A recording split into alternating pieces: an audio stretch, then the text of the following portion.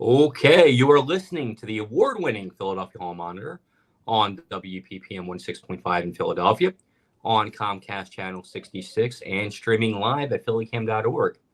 You can find us on Twitter at Hall Monitor WPPM, on our website www.hallmonitor.org, or on Facebook at PHM WPPM. Tonight on the program, we will be joined by candidate for mayor David O. And our own Lance Haver will provide a report on something very interesting that's happening this weekend. Lance, how are you tonight? I'm all right. I'm enjoying the last of the warm weather, I'm afraid. Yeah. I took out my sweaters, and I have no excuse to wear them. Yeah. Next week, hopefully. And Denise Clay Murray is here. Denise, how are you? Oh, maybe we don't have Denise. All right. Well, Lance, oh, there we go. Hi, Denise. How are you? I'm good. How are you? I'm doing all right. So, Lance, why don't you tell us a little bit about what's happening on Friday night? So, full disclosure, this is something I've been working on for quite a while. Many of our viewers and subscribers know that I had a son who was the victim of a violent crime.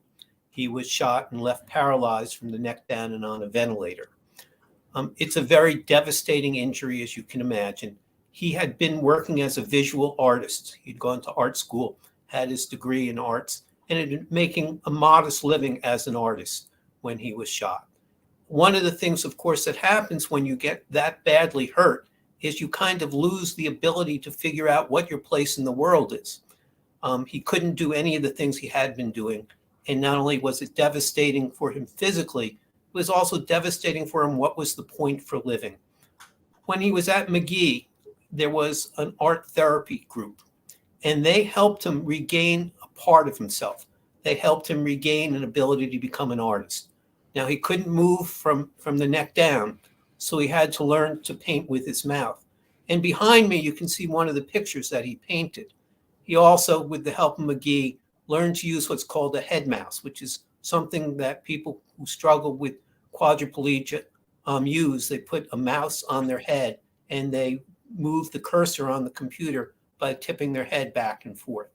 So what art therapy did for him, what it did at McGee, was really give him back an ability to be creative. And what our son's name is Darren used to say is the act of creation, the act of being creative, isn't bound by physical limitations. When I create, when I make art, when I use the computer to make art, my physical limitations are much less apparent to me than when I try and do everything else. Now, after he passed, the Honickman Family Foundation made a tremendously generous contribution to McGee to help establish an art therapy ongoing program there. And what we found, unfortunately, is that the insurance companies, Medicare, Medicaid, Blue Cross, Blue Shield, you name the insurance company, they don't pay for art therapy sessions. And that becomes a real political question, which is what I'm going to talk about after we show the video. But I'm not sure how many people understand what art therapy can mean for people who are catastrophically injured, who have lost an incredible amount of what they had depended upon prior to their injury or their illness. Not everyone at McGee is a gunshot victim, although many are. Some are there because of stroke or car accidents or any other reason.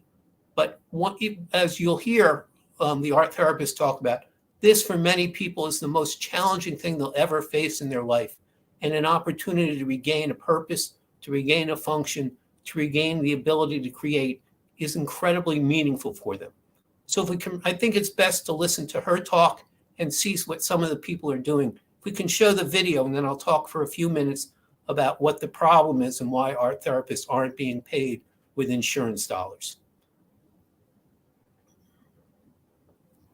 So I'm an art therapist. I offer art therapy services, and we work on a range of different goals here with the patients. Sometimes we're working on mental health needs and emotional needs. Sometimes we're working on functional needs. So some days I'm working with people on learning how to hold a paintbrush, and other days are more focused on processing their emotions and giving them support during what is probably the hardest experience that they've ever gone through. I treat a lot of people with spinal cord injuries, brain injuries, people who have experienced strokes, amputations, other neurological disorders.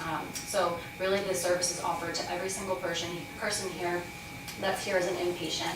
We also offer art therapy to our outpatients as well. Well, like I said, the creative process can actually help people working on their functional goals. So if they're working on regaining fine motor skills, if they're learning how to just tolerate sitting up in a chair for 5 minutes at a time, if they're working on standing balance, all of those things can be addressed in the creative process, because making art uses your body, it also uses your brain. So people that are recovering from any type of cognitive injury are working on all of those cognitive related goals. And so it's a really nice complement to the occupational, physical, and speech therapies that McGee offers.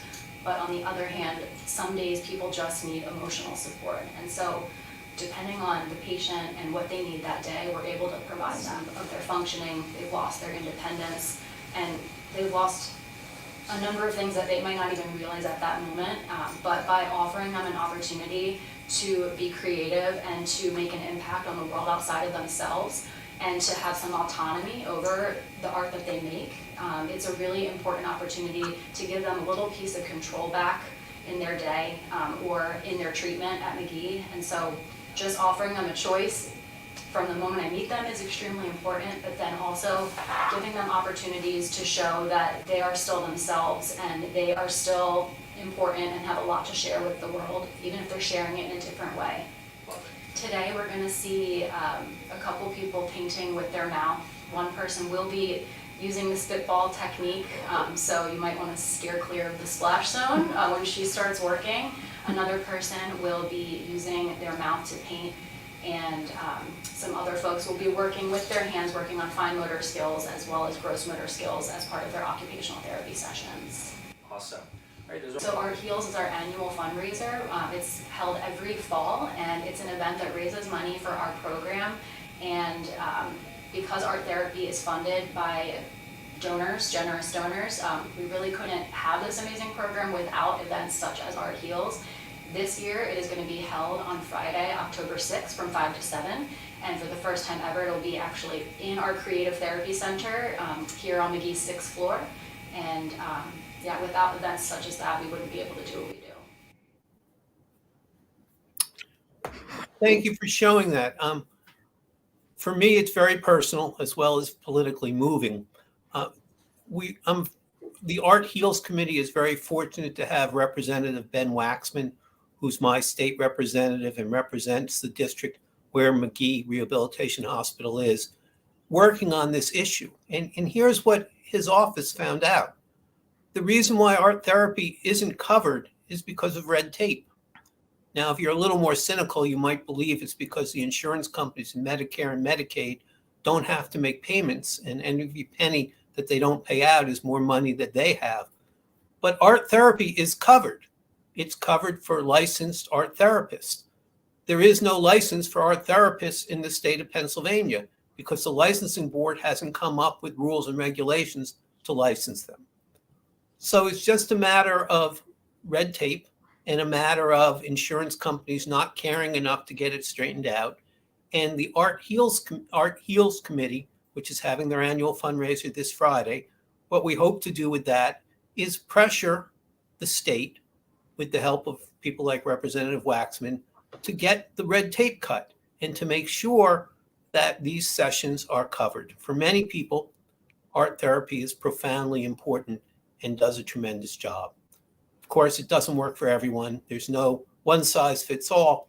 But for people like my son, the idea that the state would pay for occupational therapy, he was on a ventilator, he couldn't move below the neck. What kind of job were they going to train him to do? But art therapy was something he actually could do, and the state wouldn't pay for those sessions. And so that's really where it is. I believe the committee is going to be working on this issue. We're very fortunate to have Nydia Hahn from Channel 6 be the MC this Friday to help us raise the money that we need for another year. But hopefully this will be the last year that we have to rely 100% on fundraising and 100% on donors. And going forward, we will be able to do what should happen, which is the insurance company should pay for the sessions. All right. Well, Lance, thank you so much for that. And we know this event will be a success. We're all going to be there on Friday. We're all looking Yes, we forward to will. it. And we all hope that whatever we can do will be helpful. So thank you so much. Thank you. Actually, I have a question before you go, Lance. Where does Representative Waxman say we are in the process of getting art therapists licensed? Is it in committee? Is there anything that our listeners and viewers can do to move the process forward? So the more state reps and state senators who contact the state and ask what's going on, the more helpful it is. It's really a regulation as opposed to a legislative issue. And again, the problem seems to be that it's not a major issue for the state. And because the insurance companies aren't pushing for it, and because it allows them to deny coverage and deny paying claims, they're not in any hurry to help it get straightened out. Again, if people pay attention to this, I believe it will be fixed. And that's what Representative Waxman is doing just by contacting the insurance commissioner, just by contacting the state, and just by asking the question, why is it that art therapists, who, by the way, go to school, they have degrees just like any other type of therapist, why are they not being paid with insurance dollars? You know, healthcare, it's really awful in America that so much of healthcare depends upon what kind of insurance can you buy and how wealthy that you are. And anytime we can change that and we can make sure that healthcare serves everybody and stop it being dependent upon how wealthy someone is and the size of the bank account, the better American society is. All right. Well, thank you so much, Lance. Yes, thank you. So we are about a month out from the fall election, which will decide who our mayor is and city council, judges, and so on. Today, we're going to have an interview with one of those candidates, David O., former Republican member of city council and the Republican nominee for mayor.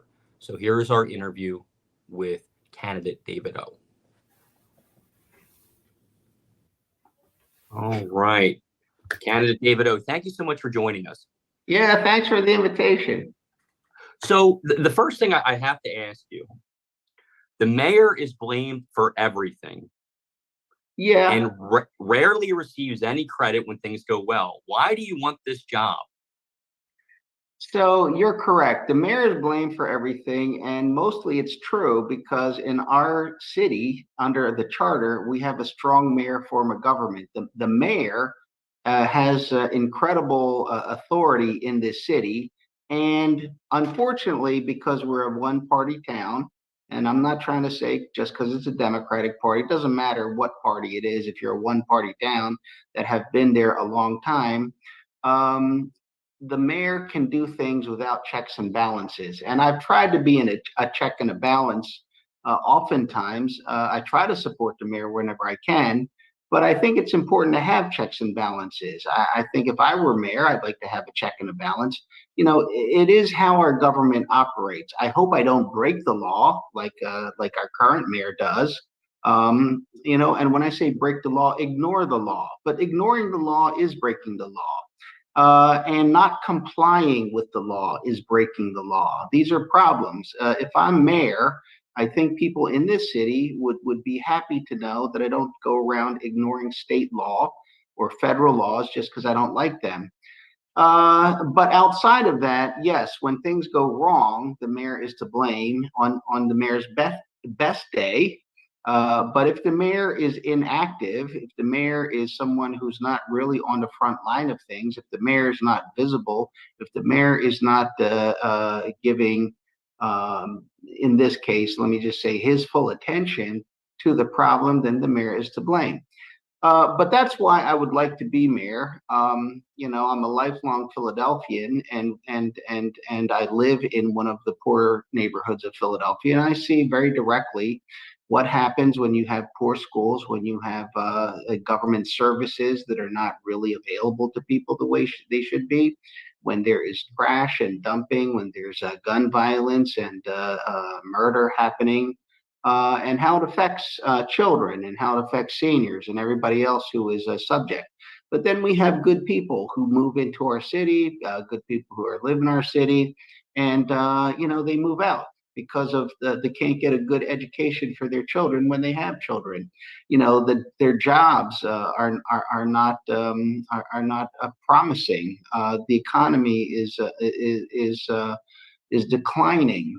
They live with certain conditions that have been in this city, some of them getting far worse, and it's really taxing upon the mentality and the quality of life of people in the city. Well, I'm really not going anywhere. I got 4 young kids. My wife and I, we live in the same block that I grew up on, and well, maybe I will go someplace, who knows? But before that ever happens, I thought the best thing I could do after serving 3 terms, basically 11 years on city council, trying to fight this uphill battle, is to offer the voters a different choice. I understand how difficult this is going to be. The next mayor is going to take the leadership of this city at a time where we are facing a lot of very significant problems, starting with what happened with COVID, the George Floyd murder, other types of civil unrest based on, unhappiness and, on legitimate issues, reform that should happen. But there's only so much that you can continue to take. I mean, these are issues like poor education, unequal opportunities, or failure to provide equal education and job training. And the government's responsibility in large part is to ensure that we have a stable society. You got to know what the laws are. They have to be enforced. People are just shocked when they find themselves in the midst of 300 dirt bikes and ATVs. And everybody's seeing on social media what happens if you tap a fender while they're racing through traffic. A gun gets pulled out. So people are afraid, and that's not the way it should be. There are laws. People say like we need tougher laws. We have laws. They don't have to be tougher. They just have to be enforced. If they were enforced, we would not have these problems. And some of the laws are pretty simple. You get a fine for riding an illegal vehicle in our streets. Well, fine them. If you fine them, you have to know who they are. You have to know where they live. Now we know who you are, and you know that we know who you are. We are enforcing these laws.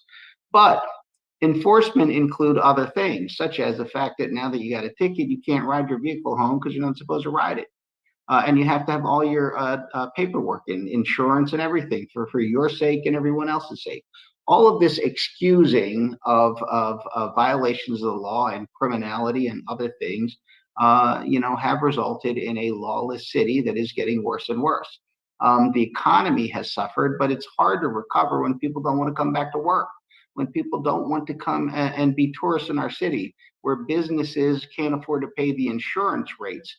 I mean, I think the idea that some people have, not everybody, that, insurance will cover that. No, insurance doesn't cover that. And not everyone's got that kind of insurance. And for the people who do, the insurance premiums are going up to the point they can't be in business. And so now the community loses the ability to get goods and services. And especially people who need prescription or over-the-counter medication, when those pharmacies close, where do they go? Because it's not safe and they got to take public transportation. I think that the views of people in our city are oftentimes siloed to their experiences, the neighborhood they live in, kind of what they expect. But it is the job of the mayor and elected officials to look broadly at how people live together in this city. So one, people have got to be safe. And then they have to receive those core services, such as good schools and clean streets and community recreation, and they should expect to be able to have a good paying job and a future to build on. And for many people who come to cities like ours, they don't quite fit the mold. So entrepreneurial opportunities are tremendous, and they add such color to our city.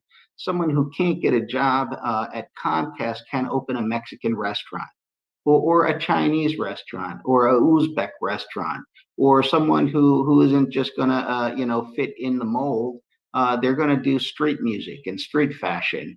We're going to have people innovating in the arts and being creative, and people providing cultural opportunities that we all really enjoy. And they make money at it, and they make like that section, those neighborhoods, come to life. And the only problem is whether they're safe, they're clean, and they're treated fairly, and people are respected for what they have to offer.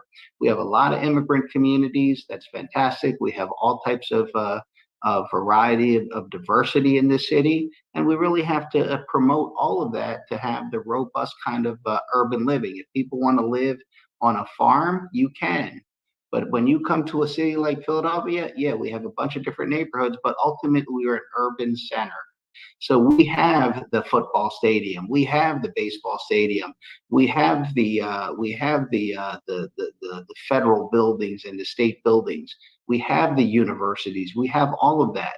But at the same time, if we're not a well-run city, the burden falls upon the residents and the small businesses, and you can only cannibalize so much. You're going to have to bring outside investment, outside funds, outside workers. There's going to have to be opportunities, and in a changing global, economy, what is it that we do? What is it that someone else does? And with the changes in technology, how are we creating, opportunities for a better run city, and greater opportunities for people? I think it's going to be very difficult. Our city is doing very poorly financially. I'm not going to say we're bankrupt or heading towards bankruptcy, but we're pretty close.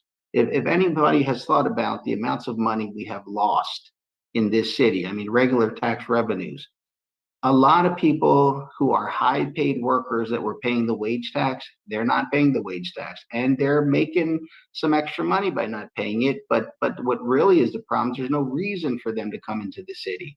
Like, even if you came into city, you dealt with public transportation, you dealt with the crime and all that.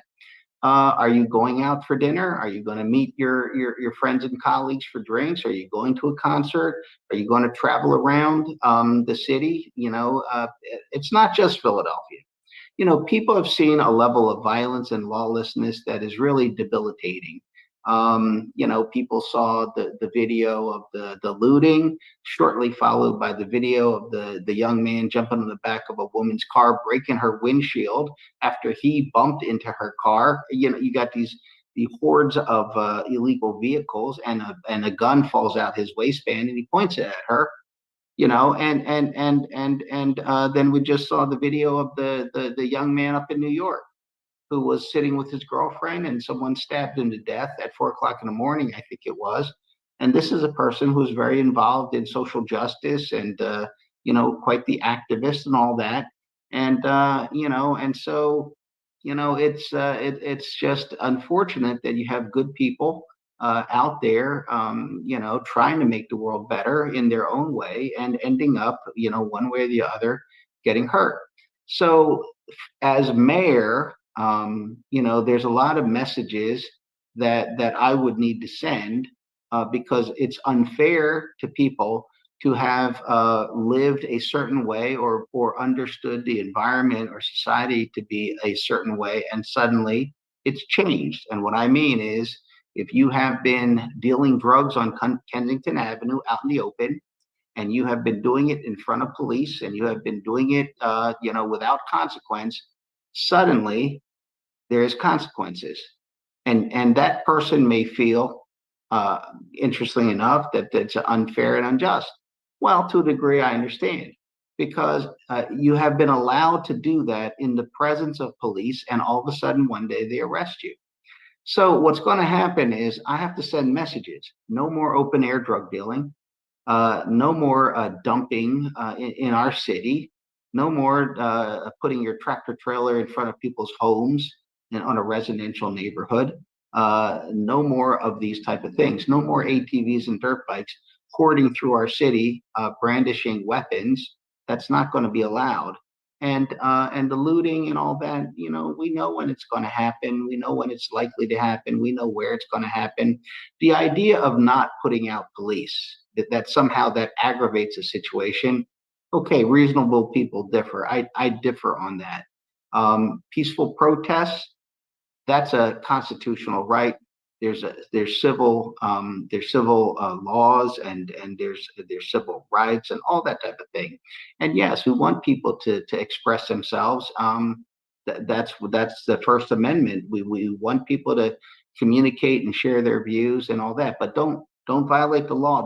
Don't violate other people. Don't put a young woman out of business that put 3 years of her life saving into opening up a beauty supplies store.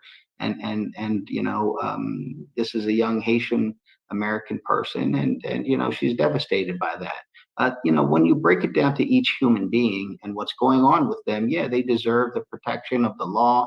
They don't deserve to have people come in and just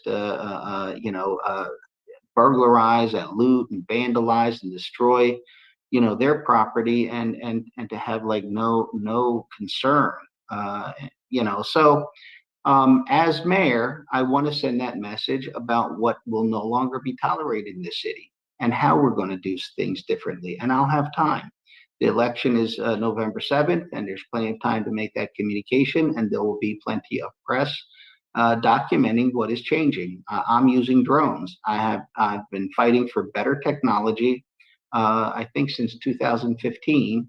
We're trying to do hearings on drone technology and other technology where we don't violate people's rights. And again, I've said it before, violating people's rights by misusing police is not going to get us to public safety. It's going to get us to where we are today. The inability to police, the inability for people to really trust and work with policing in many of our crime-ridden communities. We're going to have to rebuild that trust. But it is the fault of the mayor if the mayor is telling people to go out and stop and frisk people. Now, you can't do that.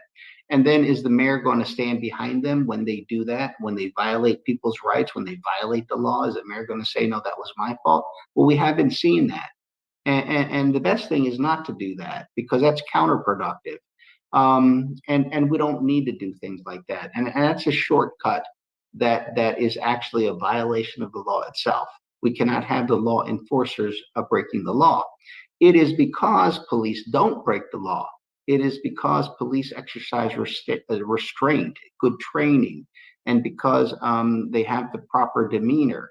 It's because you can tell a police officer you're wrong. You can tell the police officer you don't know the law, and they don't try to exercise authority over you by telling you to get out your car or spread your legs or put your hands up. But that is an exercise of authority that is bullying, but to have, professionals who are hearing what you say and agreeing with you. They can check it out. Let me check with my supervisor. You know what? You're correct. I'm sorry. Have a good day. Problem solved. I just think that when everyone is on edge, that is not a good thing. And if you're telling officers to go violate the rights of others, you're looking for a big problem. We have to hire 1,300 police officers. That's how much we're short on a roster, because there's only a certain number of police officers that patrol. And so when you divide up the city, right now we have police districts, that only have like 2 patrol cars, available at any, when you need them. We have to redo this whole thing. I don't know what's going on with 911. That's usually the first thing people deal with. There's a lot of things that have to change, and I would say finally that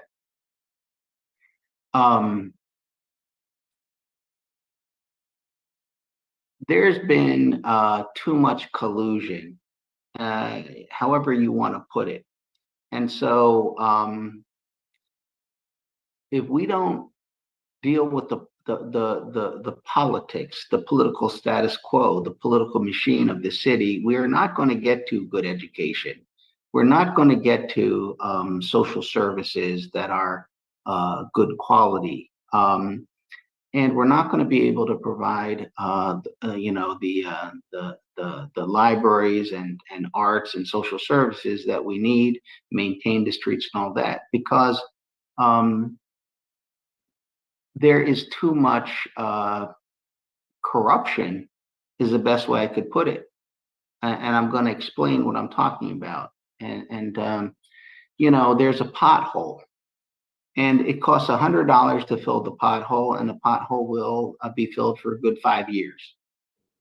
But in the reality of politics in Philadelphia, filling that pothole is not the important thing. The important thing is it's a payback to somebody. So now someone gets to fill the pothole for $100 because they know someone and they've done things, usually political assistance of some sorts to a powerful or person in charge. Well, if you fill the pothole and it lasts for 5 years, you get $100 for 5 years. But if you fill it so that you need to fill it every year, now you get $500 for filling the pothole. If the pothole becomes 3 potholes, now you got $300 every year for 5 years, and that's $1,500, right? So a $100 job becomes $1,500. At a certain point, why even bother filling the pothole? Because we'll just give you the money, right? You just get paid, even though you don't do anything about that pothole. Why? Because you're protected, and because you believe you're protected. You have seen, just like those dirt bike riders, just like those drug dealers on Kensington Avenue, you have seen that the authorities and those involved in enforcing the laws and ensuring the integrity of the public interest, that they turn a blind eye. Everyone's involved. And so they just keep doing the same thing. So along comes a new elected official who actually wants to fill the pothole. But what do? Do they fill it for $100, or do they say, listen, I got to keep paying out $1,500 a year for what was there before me, for all my colleagues and friends and other members of the party that I belong to, this political machine that gets us all elected, that fights the good fights along with everything else that's going on. So now it's going to cost me $1,600 to fix this pothole, right? $1,600. Because you're not clearing away the fat and the corruption. And look, this town doesn't have the money to do that. If you would fix the pothole for $100 and let it be fixed for 5 years, the rest of the money will go to maintaining better streets, dealing with alternative fuel vehicles, dealing with environmental issues that we got to deal with, preparing for a better future, educating children, making the community safe, giving people the opportunity to have their say, building a more modern and efficient society. Yeah, but if you multiply that type of example through everything in this city, and if you look at who we put in charge, we put incompetent people in charge, and nobody says anything because we're so used to it in this city. It's just the norm, and someone has to come in and get rid of those incompetent people. Incompetent people do incompetent things, and the reason they do it is they very much believe that they're not accountable to the public. They got their job because of who they knew. They hold that position without any type of ability to do that job. They don't do their job openly, and yet there's no consequences. And when they're called, in a rare case, they're called in front of city council, they just say, I don't know, and nothing happens. And I've seen that time and time again on council. And as a council member, people say to me, well, you're on council, why didn't you do something about it? And I say, well, in many cases I did. But on council, you can't investigate anything without the support of your colleagues. I have to introduce a resolution to have a hearing to try to find something out. But if my colleagues table it or vote it down or anything like that, that's the end of that. And so nothing moves forward. And in many cases, things are just done politically. Look, I did a hearing on drone technology, I think in 2016. I introduced a resolution. I had no support. There was not even a point of even trying to have a hearing, because everybody was against it, the administration and my colleagues. And I've brought it up time and time again, as you know, as a reporter, as a journalist, I've brought it up time and again, not just drones, other things that will, why? Because people need a response. And we have to look and see what is happening. It will provide better information to us for greater efficiency. People ask me, like, how do you deal with all the trash and everything, the illegal dumping? Well, if you're operating drones, you're going through things very quickly. If you get a report, a complaint, you send a drone out, it'll reconnoiter for you very quickly. You'll get accurate information. You'll understand what you're doing. You'll stop wasting time. Or many times people don't want to even check things out because you don't know if it's a false alarm, or if it is in fact what it is. You have equipment, the ability, the efficiency. How do you know what's going on? Well, drones are a great way. They're not just for policing; they're just for the quality of life of people in the city. It's a force multiplier with accurate information. And so in doing those type of things, I couldn't even have a hearing. And then I'm looking, and there was a hearing in city council now that I'm gone, which is pretty much what I was going to do, right? You have an example of a drone, you show the thermal, you throw the night vision. You can imagine, like, and I've brought this up time and time again in city council. If you have a lost child, who's going to look for the child at night? A drone will, with a thermal and with a night vision and everything else. If you're worried about a foundation of a bridge that is in water, you send the drone. They go underwater too. If you have to fight a fire, a drone will get right up, lift those fire hoses, and no human being will be at risk. If you're looking for where the people are, in this large building, the drone will find that too. We have technology. We can tell who's carrying what's likely to be a weapon. We can tell without violating their rights. And we don't have to, it may be a legal weapon. Just because they have a weapon doesn't mean it's illegal. What it means, however, is we are aware, and we can be watchful properly, watchful and respectful. But we should know, and the police should know.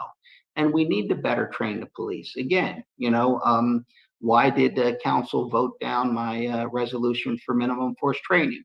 When we look at circumstances, the first thing I always say when I see a situation where someone acted in a manner that has resulted in tragedy or poor performance is, who trained this person?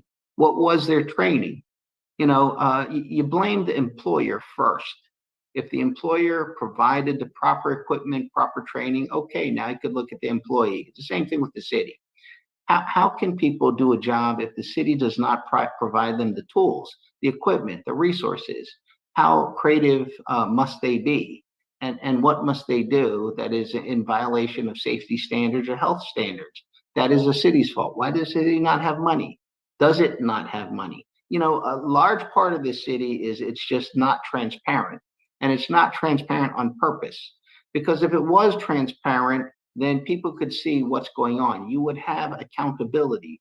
Like, who knows how much money is actually spent of every dollar in the classroom? Well, I don't know, and I've been a council person for 11 years, and I have tried to find out, but the school district is not a part of city government. But they come before us for funding or for types of things. But that is the problem. Who appoints these school board members? Well, the mayor does. So the mayor's got an ability to informally get information, push policy, but it's not out in the open. And since they're not responsive to the public, and this school board and the ones before it are just not responsive, I've tried to change that system by introducing a hybrid school board where at least 5 out of 9 will be elected by the people in certain sections of the city, in order to give people a level of responsiveness and transparency that is simply absent. But I have not been successful in any of those things, and no one is held accountable. Right now, people don't know what elected officials do. They don't know how people voted. It's very difficult. The only chance they really get to eyeball the mayoral candidates is through a debate. When they're talking to each other, when they're being asked questions, when it's on television, when it's on the radio, when it's on a podcast, when it's on the social media or something like that. The idea of having a very thorough conversation about what the candidates are going to do. That is not in order to win the election. That is in order to inform the public and for the public to have a discourse or to come to conclusions. I like this idea. I don't. I'm not trying to hide anything. I mean, we shouldn't be. I mean, we all went through a primary, but after the primary, which people got like a 90-second answer to most of their questions, we now have an ability between two people to confront each other on where we differ. Where we agree is not a problem. Where we agree. For example, I agreed with Sherelle Parker. She and I agreed. She introduced a referendum, to find out how people felt about the proactive use of stop and frisk, and it came back, people don't like it. Why? Well, first of all, it's illegal. It's unconstitutional. So I agree with her, but now we disagree. And she has to explain to people why what she's doing is not a violation of the Constitution in the most practical sense. We could talk theory all day long. I could theoretically run between raindrops, yeah, but let's see you do that. Let's see you deploy police in that manner. Let's see how that works out. So you're gonna have to explain that before you do that. And she owes the people an explanation, as do I. I am putting a stop to the property assessment methodology here in Philadelphia. I have said the entire time it's illegal, it's improper, and it is unjust. Most of the dramatic increases in property taxes has been in the poorest parts of the city, and yes, they are African American. The drug dealing is okay in the Latino section in Kensington. Why is that? It is why, if you live there, you can't get the police to do their job because they're told not to do their job. Like, is that just an accident or was that intentional? It is a problem. It is a problem that we have to go through. And people, look, I'm against the soda tax. There's plenty of people in the city, they like the soda tax, and they could completely disagree with me. I'm not hiding that. If I were mayor and I can't get rid of the legislation, but I would fight against the soda tax. The first thing I'm going to do is use the money from the soda tax and put it where it's supposed to be spent. It's just being holed up in the general fund, being used for all sorts of things. Now, I have to explain to people, the first question they have is, well, what are you going to do about pre-K? And what are you going to do about rebuild? And I have to explain to them how I'm going to do it without the soda tax and why I'm against the soda tax and why I think legally it's something that I'm able to justify in terms of a better Philadelphia. By the same token, there's a lot of people who hate the soda tax, and they want Parker to explain, why did you vote for it? Why did you support it? And now you're kind of saying you're what? You're not for it or what? Like, what, as mayor, what are you going to do? Because it's all very vague. And without coming in front of people, how do they know? And I think the bigger problem here is that the kind of mayor you're going to be? You're going to be an absent mayor. You don't feel the need to explain things to people. You are the boss mayor. You're going to take the entire summer off like you've been your entire political career. You just disappear over the summer, you go on vacation. Are you going to do that as mayor? Because I'll tell you what, in 4 years of being mayor in this city, I don't see holidays, vacation days, weekends, or things like that. I see you get some time off. I see that a lot of your duties involve things where you were pomp and ceremony, but you better be working full time. And to turn this city around, it's going to be very taxing. And I think the attitude is you're not being, it's not a coronation. You're not like royalty in the city. You're not the big boss. You are the big servant. And as you said, you will be blamed for everything that existed before you got elected and everything that has gotten worse since you've been elected. And if you do a really good job, people might feel better that you're mayor because they see improvements. But those improvements are not going to come without stepping on a lot of toes. And that is the problem in the city. People do not want to step on toes. I have no idea why. Those toes should be stepped on. Those toes should be broken. There's a lot of just, unresponsive, incompetent people who don't care about, the main thing, to serve the public. And for the public to continually accept this, you're not going to be able to change it anytime you feel like it. You're going to have to jump on the train when the train arrives. That's why, despite this, being a race that many pundits would say, and rightfully so, is very difficult for you to win, if not impossible, right at the time that I resigned. As it has unfolded, it is a close race. It's a toss-up right now, in my opinion, and I try to be as accurate as possible. The reason for that is everything I just stated. People are sick and tired of this, and they are Democrats, and they have been told the same thing time and time again. They hear the rhetoric, but they see the action is different. And what happens once the person gets elected? Why did they all of a sudden not do what they say they're going to do? Well, part of it is because there is an entire network of people that have gotten them elected that are their co-sponsors, co-workers, colleagues, whether in Harrisburg or here in Philadelphia or whatnot. And there's a culture of not stepping on somebody's toes. So if that incompetent person was put there by a state senator, or a state representative, or a fellow council member, or the mayor, you don't step on their toes. You try to work around them. My thing is, you can't work around them. They're the gatekeepers of the public interest there, and they're not doing anything. They have to be removed. That will send a message in city government, in our school district, and other places that in our authorities that you have to do your job, and you have to be aware of the fact that you do your job with humility and under the law and properly. Well, I mean, if you don't have a candidate who's willing to do that, you don't even have a choice. So, so I thought it was important to present that opportunity, to present that choice, and I'm going to go with it. I think one of the most marked differences right now that I see, which is going to affect how the mayor does things, is whether or not there's great deference to the political machine that has been running things, or there isn't. I got no deference for this machine. I'd like to correct it as much as I can. I'd like to certainly fix the problems that exist in the power of the machine. Political organizations, they're important in organizing to get the will of the people done, the ones who believe in that. But there's a point where they've gone way beyond that. They are the government itself, and they're a self-fulfilling, self-serving entity that is now deeply rooted in our government. And it has to reward its members, and it runs out of things to reward them with. There's only so many potholes you can fix. There's only so many government positions you can give out.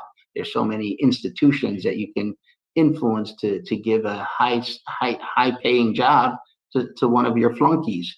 You're eventually running out of many things, and we've run out. It's so pervasive in this city. There has to be a change. I very much think how important it was for Clark and Dilworth to run against the machine, against the press, against the institutions that were so heavily dominated by a very corrupt Republican machine. We're looking at the same thing now, except it's the Democratic machine. There has to be a change if we're going to, kind of reboot our city, give it a good cleaning. And it won't be perfect, but it'll be a start. And we could go from there. What causes poverty in Philadelphia? Well, there is poverty in any society, let's say, unless there's some very special circumstances. But in Philadelphia, why are we the poorest big city in America? It's because of what I just said. It is the collusion. It is the funds that never make it to the classroom. It is the lack of competitiveness that lets the best practices go to the top. It's a lack of objectivity, merit, if you will, in many parts of our society. And it's a government that is really oppressing people, suppressing businesses and investors, which we need. You could vilify them all you like, but we need them. We need money that is not coming out of the pockets of Philadelphians, especially the poor, to invest in things like buildings, state-of-the-art buildings that will have state-of-the-art employers. That is a very simple thing. Someone who is an innovator, they have technology, cutting edge technology. They're choosing which university they're going to work for based on not just the quality of the grad students and the intelligence of the students there, and the money that's available to them. They're looking at who's invested in the best laboratories, where their technology, which is quite frankly owned by the university, will be licensed back to them, and they'll be able to take their raw innovation, their inventions and other things, and make them commercially viable, or make them useful, or things like that. Or sometimes they just want to continue in like the research that they're doing. By the same token, you could have employers that are thinking about where to go to. They're looking at factors as well. What's the population? How many of them are going to fill in our workforce needs? What's the stability of the city, for example, that we're going to? How much are we going to suffer if we get there? What can we do? Can we put a state-of-the-art building here in Philadelphia, or do we go to some other place? And maybe like Toledo, or maybe like somewhere on the East Coast, maybe Baltimore, maybe Virginia, somewhere in Alexandria. Like they're really considering based on different factors, where they want to land, how they want to do things. So we have to be competitive.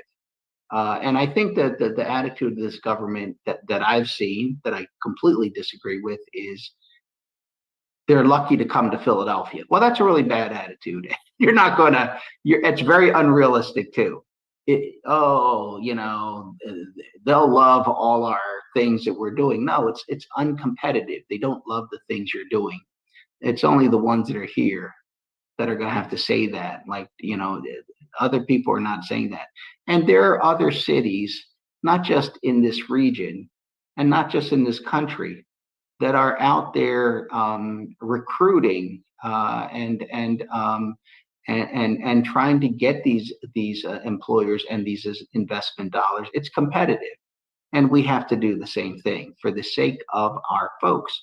So poor quality education in many of our neighborhoods over many decades, the failure to invest in communities, and for example, look at Kensington. Let's say I was able to stop the crime and stop the murders and bring a sense of stability to that neighborhood.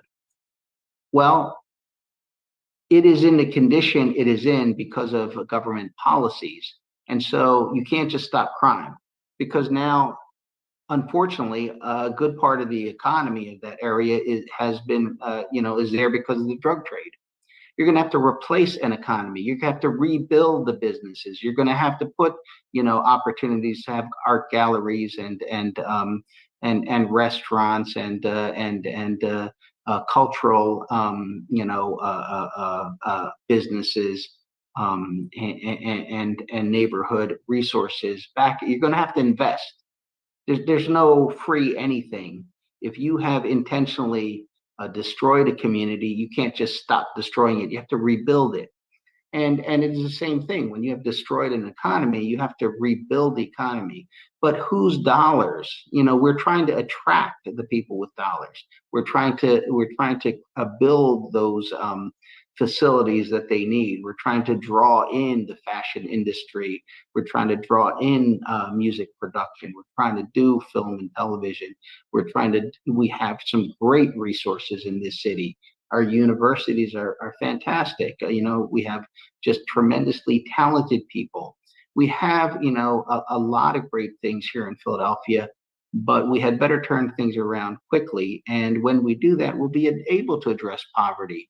Crime is one of the reasons we have poverty. People can't focus on getting a job. They can't focus on starting a business. They can't focus on taking care of their family when they're in fear of their life. When they can't go outside, those things. The poor economy and the fact that it's inefficient means this government wants more money than it really needs, and that comes off of people. But there's no one more vulnerable than the poor, and they end up carrying a lot of this burden. You end up with a high crime rate. You end up with a lot of people going to jail. We have 375,000 Philadelphians that have been incarcerated. That's a huge number. But if you look at this in the terms of, for every person who's gone to jail, if they have children, those children have been impacted in a very negative manner. And they're coming from the same background, the same neighborhoods, but without the guidance of someone who can tell them from the mistake they've made how not to go down the same road. I mean, we have broken up families. We have broken up, the connectivity of generations, and the wisdom that comes from experience, even bad experience. And so we're going to repeat this cycle until something changes. And that's the thing that the city has to do. Education reform, making those resources like libraries and rec centers user-friendly, changing what they do, addressing the needs of the community as they are needed. And what I mean, for example, as I've said before, and I say on the campaign trail, libraries are outdated. What they need to do is they need to be brought up to speed. What is in the library has to be things that are not available on your smartphone or in your home. They have to be the things that people want and need. But we have a wonderful tool. It's called the library card. And one of the biggest problems in our poor neighborhoods is credit and debt. Learning how to manage your money. People talk about like financial education in school. That's a lot of theory. A library card is a real thing you do. You go to the library, number one, because it's clean and safe. So we're going to have to deal with safety, lighting, hours, all that stuff, availability. And what's in the library are the things that, for example, kids want. They want those things. The Apple, computer, the technology, the type of resources, including musical instruments and all those type of things available in your library, available gaming and all that. Excellent tools, high quality tools in the library, things that you can't just kind of duplicate. Once we have that, in addition to taking out books, which you can do, and taking out a laptop or taking out a violin because of the credit, right? You've borrowed a public resources, a resource, you've treated it well, you treat it respectfully, you return it on time, which shows, that you're going to be a responsible person. That's what credit is. And so, you return it in good condition on time, and you build a record. And we're showing you that by building that record of reliability and trustworthiness, you can go from borrowing books to borrowing electric guitars and gaming consoles and things that are quite expensive through your library card. And every time someone comes over to your house, they say, "How did you get that?" You say, "At the library." And they will learn that, I want a library card, but I can only take out like 3 books right now. And eventually I could take out 5, but I want to get to the gaming console. How can I build my credit? And there, the librarian working with our schools can say, if you take this mathematics test, if you take this English test, if you take this foreign language test or this history test, you score 95, will give you credit points to your library card.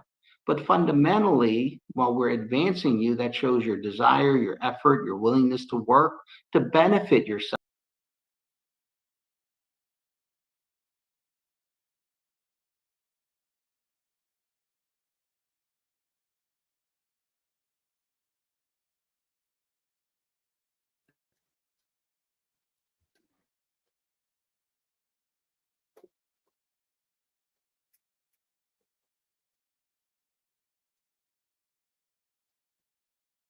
Larry, I can't hear you. I've been talking that whole time I with hear no you. volume. You can see the entire O interview on our website. Next week on the show, Cheryl Parker will be with us to do a similar interview to explain what she will do if she's elected to the city's 100th mayor. So we will see you next week on Hall Monitor.